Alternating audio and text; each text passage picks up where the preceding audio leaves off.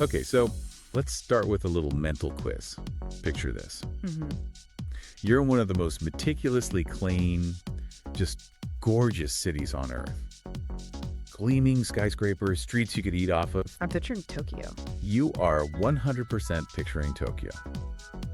Now, true or false? In this perfect urban landscape, there are basically 0 public trash cans. I know exactly where you're going with this. And it sounds like a trick question, but it is absolutely true. It's this total cognitive dissonance, right? Yeah. If you haven't guessed, we are doing a deep dive on Japan. Specifically, traveling there now, in 2026. Because the Instagram version of Japan is all cherry blossoms and neon lights, but the reality on the ground, well, it has a pretty steep learning curve. It really does. And the data backs this up. I mean, we saw that massive, 47% surge in tourism back in 2024? Yeah, and it's just kept going. Japan is the main character of travel right now. For sure. But there's this weird friction in the data. They call it the satisfaction paradox. Ooh, I love that. Let's unpack that. Okay, so on the one hand, you've got something like 90% of visitors who say they are desperate to go back. They love it. They're obsessed. The food, the safety, the vibe. Exactly. But on the other hand, you see this consistent theme of confusion. People feel a little dumb. Dumb is a harsh word, but it's the right feeling. Yeah. It's like you're walking through a society that runs like a Swiss watch, but you just don't have the manual. Yes. You're holding an empty coffee cup for 4 hours because you can't find a bin. Or you just paralyzed at a train ticket machine, feeling like you've offended someone just by existing. Right, and that's the difference between being a tourist who just sort of looks at things and being a real traveler who can actually function. It's about cultural fluency. Yeah. So that's our mission today. We've pulled the top 5 cultural mysteries that really trip people up. And we're not just going to list them, we're going to decode them. Explain the why behind the what. Because once you get the logic, the frustration, it just melts away. It turns into appreciation. So let's jump in with mystery number 1. We already teased it. The case of the vanishing bins. This is the #1 complaint. I mean, depending on the source, it's something like 22 to 30% of visitors who say this is their biggest stressor. And it sounds so trivial until you're the one holding a sticky ice cream wrapper in the middle of Shibuya Crossing. Absolutely nowhere to put it. It feels so intentional. Like, are they trying to save money on sanitation? Right. Or do they just assume nobody ever creates trash? Well, it is intentional, but not for the reasons you'd think. It's actually a security legacy. A security legacy. Yeah, we have to go back to 1995. There was a terrible domestic terror attack, the sarin gas attack on the Tokyo subway. Oh, wow. And the people who did it, they used public trash cans to hide the devices. No way. So they removed the bins as like a counterterrorism measure. Precisely. They sealed them up, and even after decades, the bins never really came back. But here's the amazing part. The streets didn't fill up with litter. They stayed spotless. It's because of a cultural concept called motenai and an ethic of gomi mochikari. Gomi mochikari. Okay, break that down for me. It literally means take your trash home. In the West, we think of waste as a public utility. I pay my taxes, there should be a bin. Right. It's the city's problem. But in Japan, waste is your personal responsibility. You bought the thing, so the wrapper belongs to you until you get back to your home base to process it. Process it feels like the key phrase there. It's not just about tossing it in a bag. Oh, absolutely not. The recycling system is incredibly specific. You have burnables, plastics, PE bottles. And for the bottles, you have to do the whole thing, right? Take off the cap, peel off the label, rinse it out. So you can see why a public bin would be a disaster. It would just be a chaotic mix of everything. It messes up the whole system. Okay, that actually makes perfect sense. But for a traveler walking 10 miles a day, what's the play? I can't take my wrapper back to my hotel room every single time. The travel pro move is you create your own system. First thing you do when you land, go to a 100-yen shop like Daiso. Love Daiso. Get a pack of Fukuro, these little plastic bags, or if you want to be aesthetic about it, get a dedicated trash pouch. A designated trash accessory. I kind of love that. Maybe a scented one? Ideally, you put it in your tote bag, you finish your snack, the wrapper goes in the pouch, zip it up, then at the end of the day back at the hotel, you do the sort. So you become part of the city's civic duty. Exactly. You stop fighting the system and you start working with it. You're not littering, you're doing gumi mochikari. Okay, that brings us to mystery number 2. We've dealt with physical waste. Now let's talk about noise waste. The silent symphony. The trains, This is where the culture shock hits like a ton of bricks, especially if you're from, say, New York or Rome. Where the subway car is basically a public forum. Totally. But in Japan, the trains are intense. They're library quiet. It can be almost unnerving for a first-timer. I've heard that. If your phone rings on the Yamanote line, or you're just laughing with a friend, You will physically feel the vibe change. You get the famous silent stare. So is this just about being strict? Or is there a deeper reason? It goes back to the concept of wa, which means harmony. Wow. Okay. Think about the sheer density of Tokyo. You are physically pressed up against strangers during rush hour. Silence is the only way to create personal space. Oh, that's a beautiful way to put it. If I can't give you physical space, I can at least give you auditory space. Exactly. It's not about being repressed. It's a very high level of mutual consideration. And the rules are clear. No phone calls, ever. And no eating or drinking on commuter trains. Except for the Shinkansen, the bullet train, right? That's different. Right, that's long-distance travel. Getting an ekaben, a station bento box, is part of the whole experience. But on a city subway, keep your coffee in your bag. Okay, let's talk about navigating this silent system. Those ticket machines look like the cockpit of a 747. Avoid the machines. Just don't even try. The hack is the IC card Suica, or Pasmo. And the best part is you don't even need the physical card anymore. You can just load it on your phone? Yep.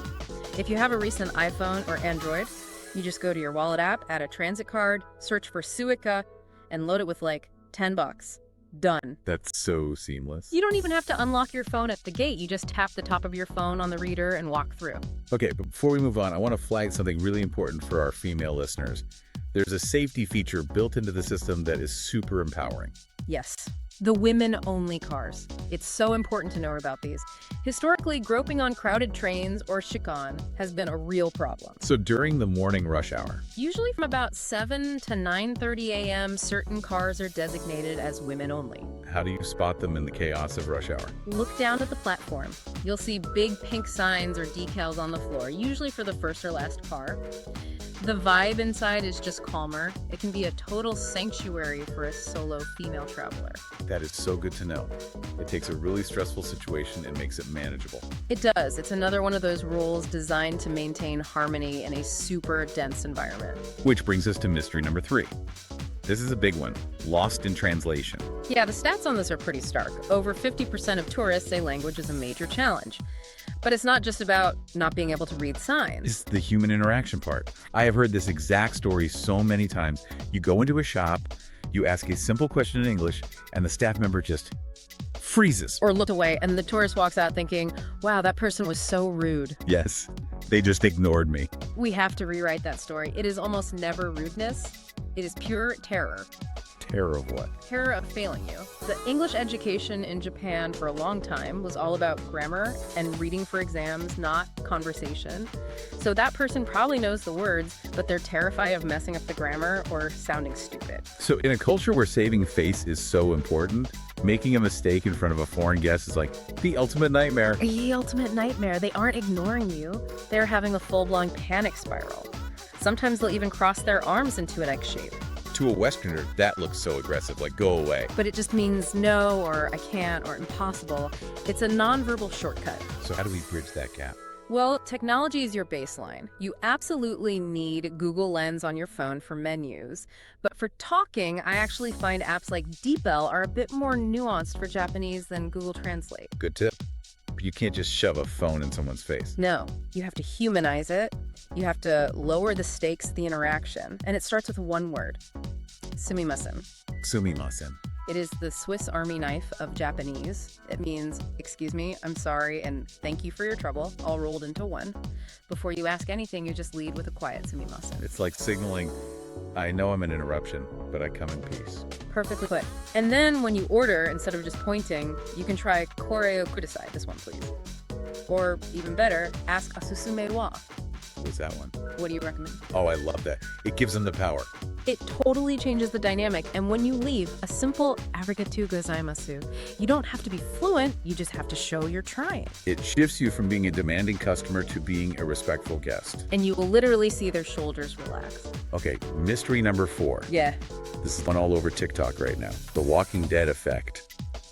The crush of the crowd. Overtourism. It is the defining travel challenge in Japan right now. especially in Kyoto. I read that they had to ban tourists from certain private alleys in Gion because people were harassing the geishas. It's gotten really intense. Something like 62% of the overcrowding complaints are all focused on that golden route, Tokyo, Osaka, and Kyoto. And Kyoto's an ancient city. The infrastructure just wasn't built for thousands of people with giant roller bags. Exactly. They even banned large luggage on some of the city buses recently. The system is at its breaking point. So is the advice just don't go to Kyoto? No, not at all, but you have to go smarter. Okay, give us a strategy. Strategy A is all about timing. If you want to see a famous spot, like the Fushimi Inari Shrine with all the red gates, you cannot show up at 10 a.m. You have to be an early bird. I'm talking 6:30, maybe 7 in the morning. Ugh, that sounds painful on vacation. But it's magical. You get the place to yourself. You see the morning mist. You get the spiritual vibe you actually came for. By 10 a.m., it's just a mosh pit. Okay, fair enough. What's strategy B? Strategy B is regional circulation. Get off the golden route. The data shows that 96% of people who visit the more rural parts of Japan report being highly satisfied. So where should people be looking? Look at Shikoku for the art islands. Look at Hokkaido for incredible nature. Or, and I love this, look into agritourism. There's this thing called Anfarm Kleingarten. Kleingarten. That sounds German. It is. It's a concept they adopted. You Yeah. can rent a little vacation home that's attached to a farm. You might pick your own vegetables for dinner. You actually connect with local people. That sounds like the ultimate luxury in 2026. Just space and quiet and connection. It is. And you're supporting economies that actually need the tourism instead of just overwhelming Kyoto even more. We've made it to a final mystery. Number 5. The appetizer you didn't order. Ah, yes. The otoshi. This one causes so much confusion. Okay, set the scene. You sit down at an izakaya, a Japanese pub. Before you even order, they bring you a tiny little bowl of something. Like some pickled vegetables or some stewed daikon. And you think, ooh, how nice, a little welcome snack. And then you get the bill. And there's a charge on there, 300, 500, maybe 800 yen per person. And your immediate thought is, I've been scammed. This is a tourist tax. It is 100% not a tourist tax. Locals pay it too. You have to reframe it. It's a form of omotenashi hospitality. How so? It's basically a table charge or a cover charge, but it comes with a gift. The idea is that you shouldn't have to sit there getting hungry while your main order is being prepared. So it's a seat rental that includes a little culinary preview from the chef. Exactly. So the pro move, just eat it, enjoy the mystery bite. Don't argue about the bill. It's just part of the izakaya experience. Speaking of bills, we have to talk about money. Because for a country that feels so futuristic, when it's time to pay, Cash is still king. It's definitely getting better, but a lot of smaller ramen shops or ticket machines are still cash only. You have to carry yen. and when you pay, you don't just hand it over, right? There's a whole choreography. Yes. Never hand cash directly into the cashier's hand. Look on the counter for a small tray. The little money boat. The money boat. You place your money in the tray, they take it, count it, and put your change back in the tray for you to pick up. It's a hygiene thing, but it's also about creating a respectful distance. And the final money rule, the one that is hardest for Americans to grasp, Tipping. Just don't. Hard stop. Do not tip. not even if the service was incredible. Especially not then. Excellent service is the baseline. It's included in the price. If you leave cash on the table, they will probably chase you down the street thinking you forgot it. So it just creates confusion, not gratitude. It can actually be seen as a little insulting, like you're implying they aren't paid enough. Yeah. The best tip you can give is a polite bow and a sincere "Gochisu sama deshita." Thank you for the wonderful meal. Wow. Okay, so let's just recap this journey. We've got carrying your own trash, being silent on the train, learning apology language, waking up at dawn to beat crowds, and paying for an appetizer you didn't ask for. The big 5. What I'm realizing, hearing you explain all this, is that these things we see as struggles, they're actually the immune system of the culture. They're what keeps Japan, Japan. That is the whole insight. If you got rid of the strict trash rules, the silence, all the etiquette, you wouldn't have the clean, safe, harmonious place you flew halfway around the world to see. You just have a theme park version of it. Exactly. So the goal isn't to find a way around the rules. It's to find your way into them. Yes. When you carry that little trash pouch, or you whisper on the train, you stop being a passive observer. You become an active participant. You're contributing to the walk. And that right there is the definition of a culturally intelligent traveler. It is. And honestly, that feeling of slipping into the rhythm of a place instead of fighting against it, that is the best travel high there is. I love that. So here's your mission for your next trip. Don't just pack your clothes, pack your mindset. Grab those little trash bags, load up that suica on your phone, and practice saying sumimasen. And maybe, just maybe, try that tiny bowl of pickled vegetables. You might actually like it. It might be the best thing you eat the whole time. That's it for our deep dive into the mysteries of Japan. Safe travels. See you out there.